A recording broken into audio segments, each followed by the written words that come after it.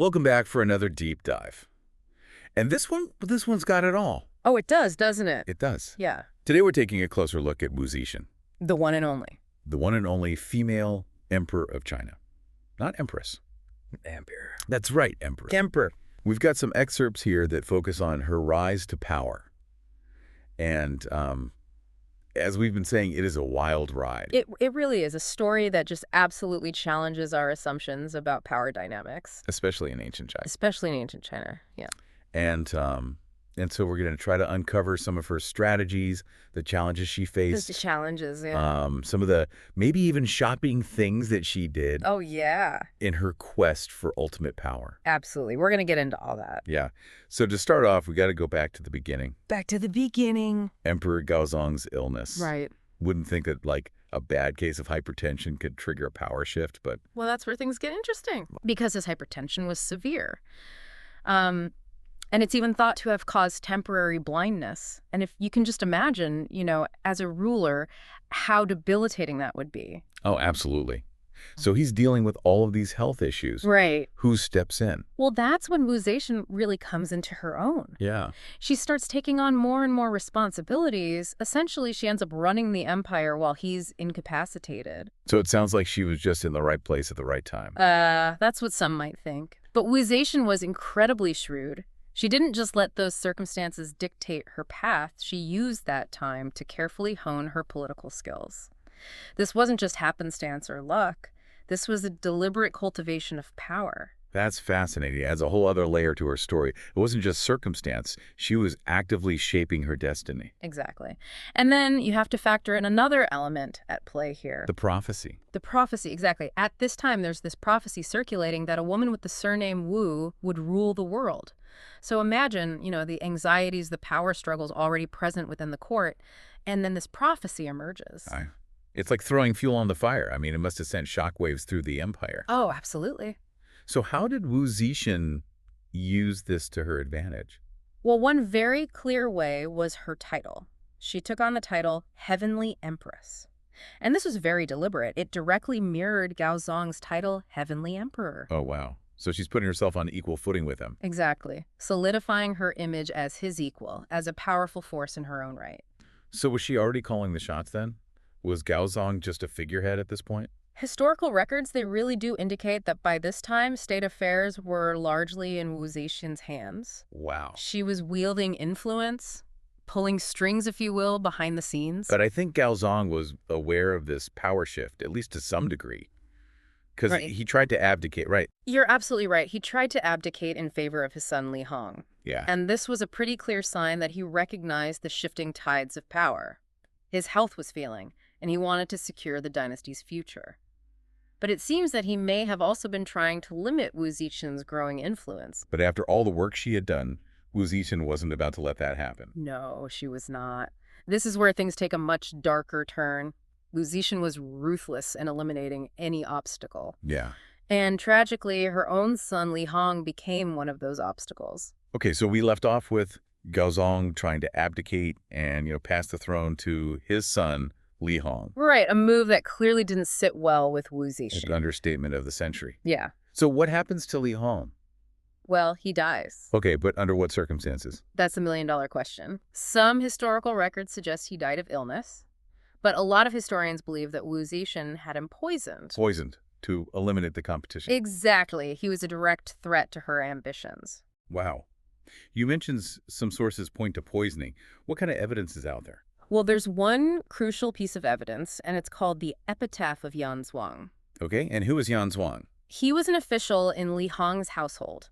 And this epitaph was discovered back in the 1990s, and it uses some very subtle language that connects his death to Li Hong's death. So it's not directly saying that he was poisoned, but hinting at it. Right. It's almost like a coded message, and historians specializing in this period, they've been able to decipher that coded language. That's so fascinating how us historians can sort of, decode these ancient texts and uncover these hidden truths. But it's also pretty chilling to think about Wu Zetian taking such extreme measures, This is her own son we're talking about. Absolutely. It really does highlight the lengths to which she was willing to go to maintain her grip on power. That's wild. So this act, I mean, it kind of sealed the deal for her, right? She eliminated her rival, prevented any future abdication attempts. I mean, no one was going to challenge her after that. Pretty much. I think you could say this was a turning point in her reign. She had always been ambitious. She was always politically savvy. But this event, it reveals this ruthless side Right. that becomes increasingly prominent as she solidifies her power. So we've seen this very, very dark side of Wu Zetian. Mm. But then, our sources also talk about her impact on something completely different. The imperial examination system. It seems like a complete shift from what we've just been talking about. Like, how did these two sides of her coexist? That's what makes her so fascinating. I mean, Wu Zetian was a very complex figure, capable of incredible ruthlessness, as we've just seen, Yeah. but also of really significant contributions to Chinese culture, governance. Okay, so what does she do with the imperial examinations? She made a change that, looking back, had enormous repercussions. Okay, She added a section on poetry and literature to the exam. They called it miscellaneous essays. Okay, why poetry? Why literature? Well, think about it. By adding weight to these subjects, she's eliciting the status of artists and intellectuals. Ah, okay. So this seemingly small change ended up having this huge ripple effect across Chinese culture. So she's like shaping the intellectual landscape of the entire empire. Exactly. Yeah. And it's not a coincidence that during this period, we see this flourishing of Tang Dynasty poetry. Right. Some of the most famous poets in Chinese history. Li Bai, Du Fu, their work is still celebrated today. Amazing. So this seemingly small decision led to like a golden age of poetry. It's almost like she, known for her ruthlessness and ambition, inadvertently created this environment where art and literature could thrive. And that speaks volumes about the complexities of her legacy. She was a master strategist, no doubt. And her decisions, whether intended or not, had a lasting impact on Chinese history. Okay, so another strategic move, and one that I'm really curious about, is her decision to relocate the capital from Shan to Luoyang. Oh, right. Was this just a change of scenery? Oh, no. This was very strategic, multi-layered, in fact. Shan'an, it was so deeply tied to the Tang Dynasty, the dynasty from which she had usurped power. So by moving the capital to Luoyang, she's further distancing herself from their legacy and really solidifying her own authority. It's almost like symbolically she's breaking from the past and kind of ushering in this new era with her at the helm. You got it. But it wasn't just symbolic, it was practical, too. Luoyang had major advantages. Like what? Well, for starters, it was located on the Grand Canal, this major waterway connecting North and South China. Oh, right. This gave her much better access to grain supplies. Ah, smart move. Which was essential for stability. And, speaking of supplies and transport, our sources mentioned these treacherous reefs. The Zhonglu reefs. Yeah, those. They were a real problem for Chenian. I mean, imagine trying to transport grain up the Yellow River and you hit these reefs in the Sanmenxia area. It was a nightmare. So Luoyang just made more sense economically. She had more control over, the flow of resources. Absolutely. So by relocating the capital, not only did she distance herself from the Li Tang dynasty, but she also positioned herself in a much more advantageous position, both strategically and economically. So it's fascinating how all these things we've talked about today, from her, ruthless acts to her contributions to culture, to her moving the capital, it all kind of points to this, singular goal. Right. Of consolidating her power. Yeah. Maintaining her power. Exactly. And this all feeds into the bigger story, the story of ambition, strategy, and really the complexities of leadership. Absolutely. It's wild, right? I mean, we spent the last 2 parts of this deep dive really digging into Wu Zetian's story, and it just paints her as this master strategist. Oh, she's playing the long game for sure, achieving her goals no matter the cost. Even if it meant resorting to some, let's just say, less than savory tactics. And that's what's so fascinating about history. You start to peel back these layers of figures like Wu Zetian, right? And you realize there's so much more complex than we often think. Than history textbooks give them credit for.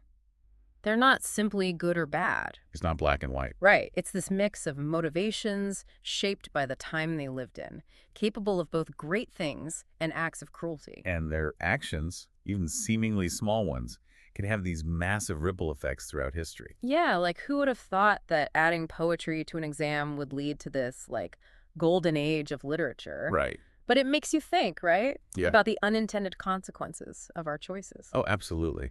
And it just highlights how important it is to really examine history from multiple perspectives, to consider all these different threads and how they, like, intertwine to create the bigger picture. Exactly. So if we look back at everything we've learned about Wu Zetian in this deep dive, what do you think is the most important thing to remember about her rise to power?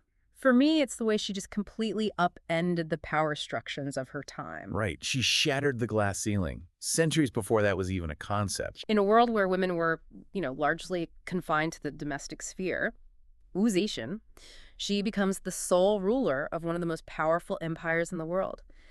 It's a story that still has relevance today. It's a story of ambition, strategy, and really just this sheer force of will to break the mold. Yeah. I mean, it forces us to, like, question our assumptions about gender roles and leadership. And it shows us that an individual, even in the face of seemingly insurmountable obstacles, can change the course of history, for better or worse. That's such a powerful point. We've only scratched the surface of Wu Zetian's incredible life and reign in this deep dive. Oh, for sure. But I really hope it gave you a little bit of a new perspective, a new appreciation for her complexity, her ambition, and really her impact on Chinese history that continues to this day. Absolutely. And if you're interested in learning more, there's so much more to explore. Her religious reforms, her economic policies, the challenges she faced in holding on to power. It's a story that will stay with you. It will. So until next time, keep exploring, keep questioning, and keep diving deep into the endlessly fascinating world of history.